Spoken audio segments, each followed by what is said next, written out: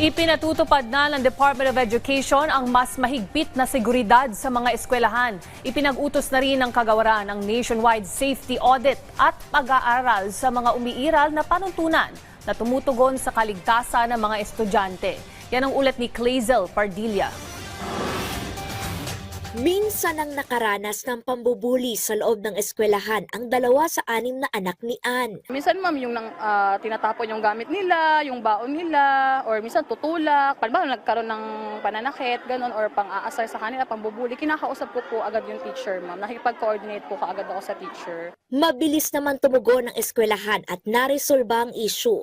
Pero dahil sa mga panibagong karahasan na naitatala sa iba't ibang lugar sa bansa, tulad ng nangyaring pamamaril sa isang paaralan sa Tacloban City, kung saan 3 estudyante ang nasawi, hindi niya maiwasan na mag-alala. Natakot ma'am, syempre kasi marami akong anak eh. Hindi naman natin kontrol yung mga bata, lalo na pag hindi nila kasama yung mga parents. Simula nitong Lunes, mas mahigpit na seguridad na ang ipinatutupad ng Department of Education sa mga eskwelahan. Ipinag-utos na ng ahensya ang nationwide safety audit at pag-aaral sa mga umiiral na panuntunan na tumutugon sa kaligtasan ng mga estudyante.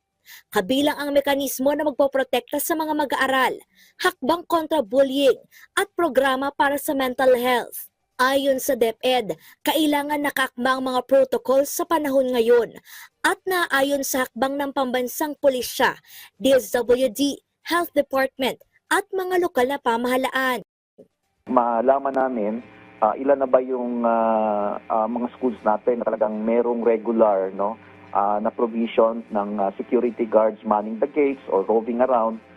Yung CCTVs natin, tinitingnan namin ilang school ba ang meron na at may kakayanan o walang kakayanan maglagay ng CCTV.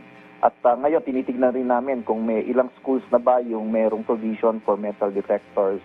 Tingin naman ng National Parents Teacher Association, maganda na ang mga patakaran ng DepEd, pero giit ng grupo. Ang kulang lang po yung ating justice system at legal system, no?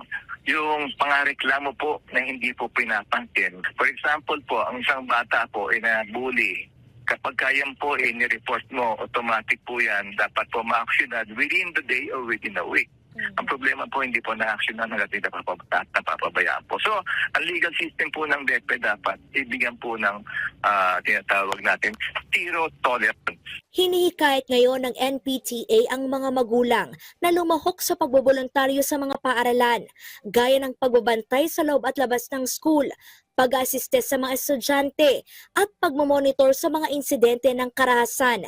Nanawagan din sila sa DepEd na palakasin pa ang partisipasyon ng PTA para tumulong sa mga kaso ng bullying. Sa ngayon, patuloy ang pagbabantay at pag-abot ng tulong ng DepEd sa mga estudyante na naapektuhan ng pamamaril sa Tacloban.